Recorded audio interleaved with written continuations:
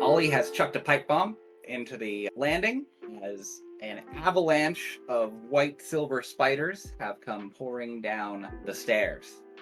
Ollie then slammed the door with as much force as possible. I don't know how strong those pipe bombs are. It doesn't take out the block or anything, but it blows the door off its hinges. The door goes flying backwards into the yard, catching on the web and coming to a sticky halt about halfway between the door and the back of the yard where the funnel is open. A great white shining leg, about 4 foot long a segment, pushes its way out of the funnel. Can I throw another pipe bomb? John vomits. Yes, Ollie, you can throw another pipe bomb. I'm gonna light it and that. The dynamite, well, the pipe bombs dressed up in, at this point, tattered red tissue paper, peeling around the pipe bomb, chucks it into the cone aperture of the spider web, just as another leg comes poking out. You can see glimmers of eyes in the darkness. Then the pipe bomb fucking explodes. Wizard with a pipe bomb. I am the pipe bomb wizard. And I have one more pipe bomb. That is my last one. I only made 3. I figured if I had more than 3, it would be a much bigger offense. If I get caught with an entire sack full of pipe bombs, I'm going to Guantanamo Bay. Guantanamo Bay doesn't exist yet. You blow off one of those front limbs that just came into sight. The web is wrecked around where the pipe bomb exploded. The other leg pulls itself back into the lair. There's a chittering, hissing sound, and then a rumbling, buzzing sound, like a chainsaw starting up in the darkness. So there's one leg remaining out here that's presumably intact. I'd like to shoot it with my taser. As you do, the smaller spiders are pouring out the blown-off doorframe as the fire rages inside. A lot of them are swarming around the larger leg, trying to pick it up and carry it. As you shoot it with the dart, it gives a... and all of the spiders in contact with it fall over, twitching. Bless. The place where your needle contacted the spider blackens and smokes until you let off the trigger. Then I'll yell, "So fuck off!" Does anybody else want to throw a pipe bomb at the giant spider? There's one more, if it would make anybody feel better. Well, I think the detective is throwing that. I'll pat John on the back as he's vomiting. Can I offer you a pipe bomb in your time of need? Notably, I'm holding it over my arm like a waiter with a fancy bottle of wine. John, doubled over, will look at Ollie with just deep sadness in his eyes. I tore my meniscus in high school, son. I'm not making that throw. Well, I'll offer it to Betsy. I'm armed enough, I say, gesturing with the taser. I suggest we start running away. All right, one more pipe bomb in the hole and then we'll take off running. The chainsaw sounds intensify as a great silvery white shape comes rushing out of the hole. Direct hit. You thought its legs were covered in fine hairs. It is in fact covered in little metal bits. This looks a lot like the thing that attacked you at the college, only it's not glowing green. The pipe bomb explodes underneath it. Quoth the bard, I said a boom, chicka boom.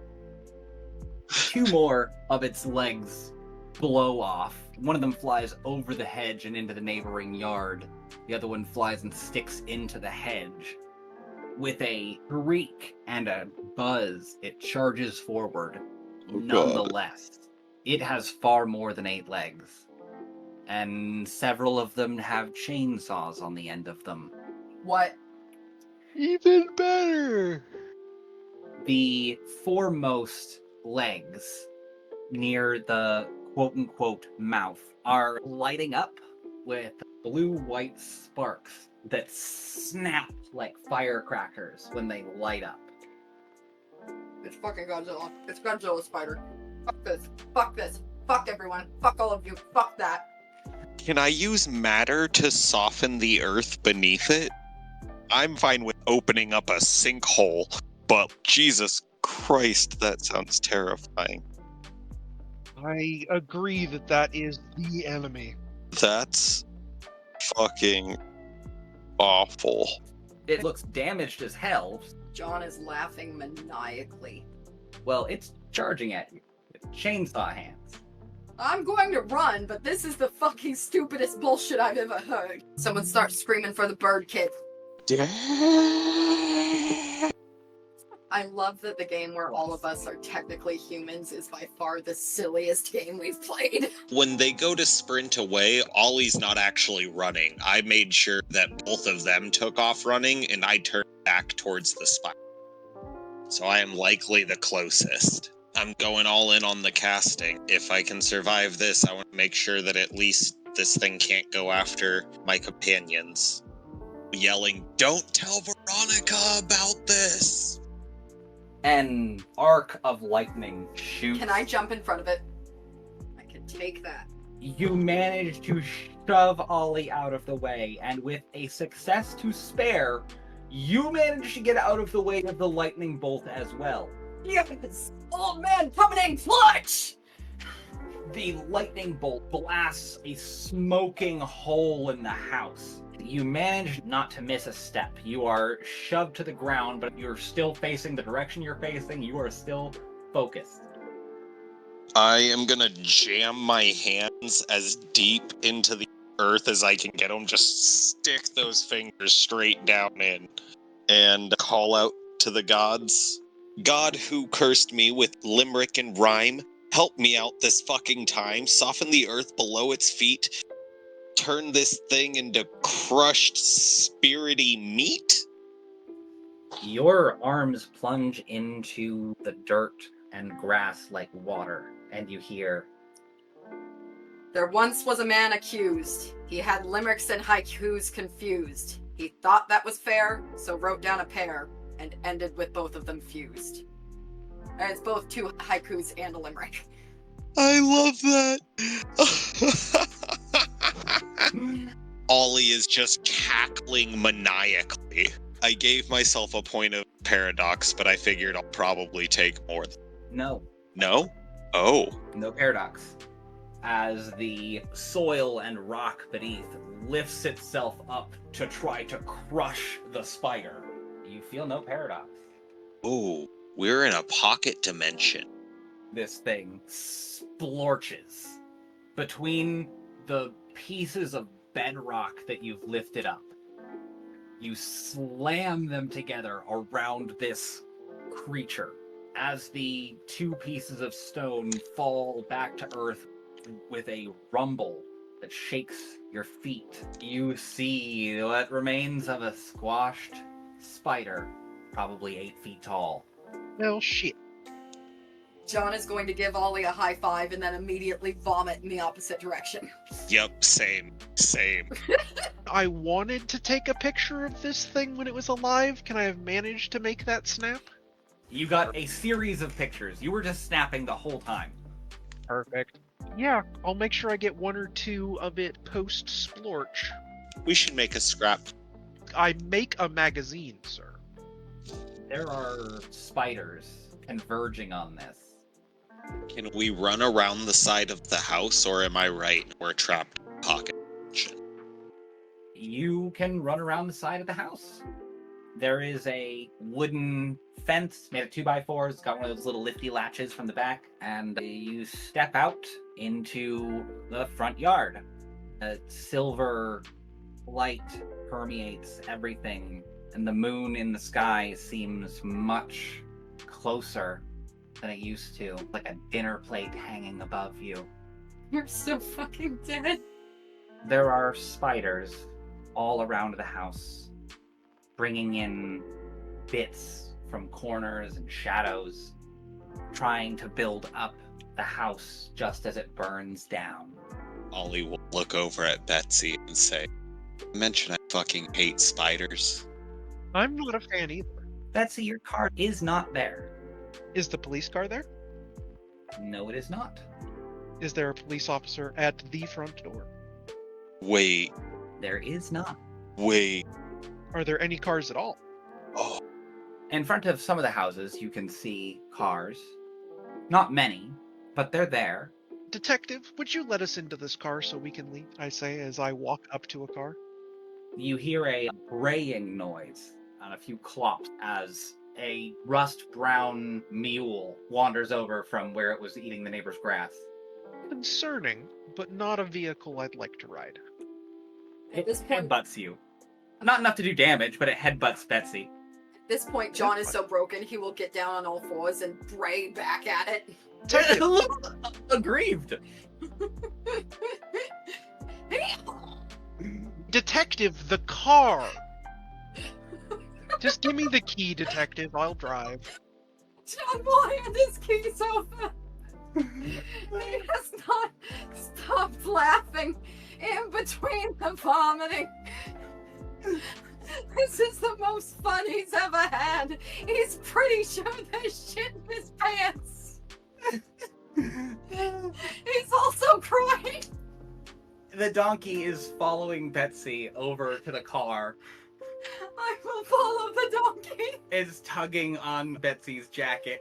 Betsy, you get over to the car and turn the key. And the door opens, and the donkey kicks the window out and brays loudly again.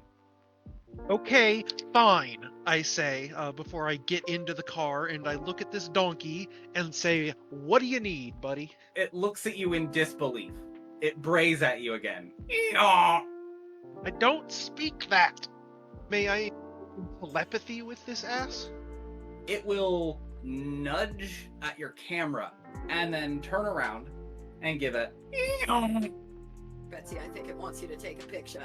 John will say on the ground. There is a straining and unflattering sound as the tail lifts up and a cloud of photographs comes out with a flutter.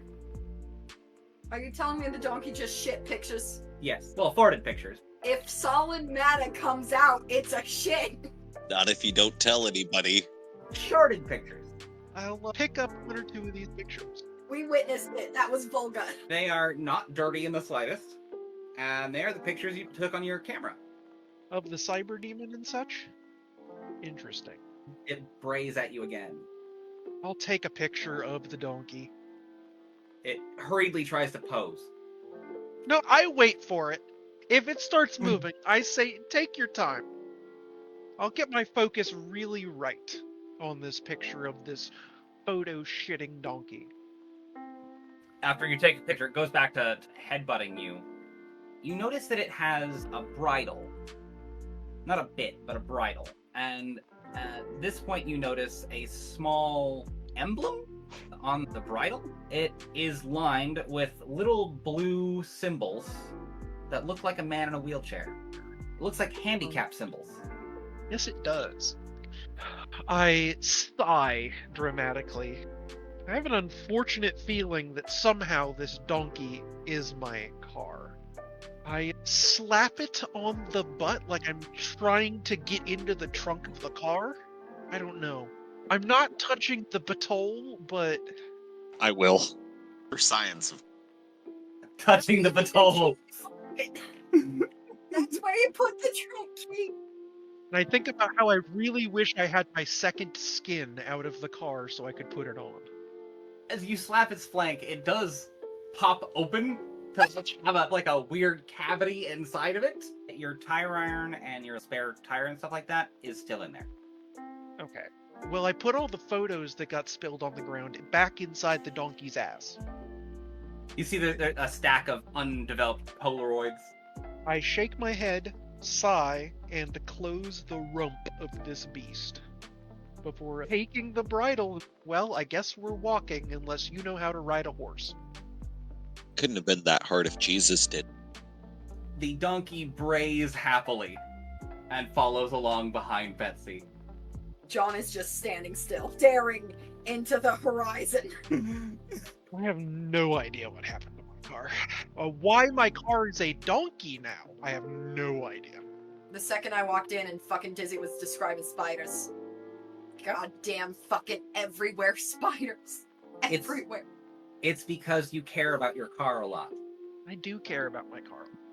You have invested a lot in it. Some people want their Q Division Bond cars. I've got old Muley here. Yep, you may not have actively invested it with quintessence, but you certainly have passively invested it with a lot of quintessence. It has a reflection here. That's very useful. God, I hope I'm not running people over with my car. Traffic is not one-to-one. It seems to be stuff that has been in the same place for a long time, and things that have really strong emotional attachments. I suspect if the spirit of your car was away from your car for too long, away from the analogous location for too long, that your car would lose its luster. Oh no. Can I hit my backup button on my beeper, whatever I've got? Oh, certainly. I don't know if it'll do anything here, but I'm gonna hit it. It's better to hit it than not. Precisely. Alright, and with the beeper, the little alarm going off, and nobody on the other end of the communicator, we will pick this up next week.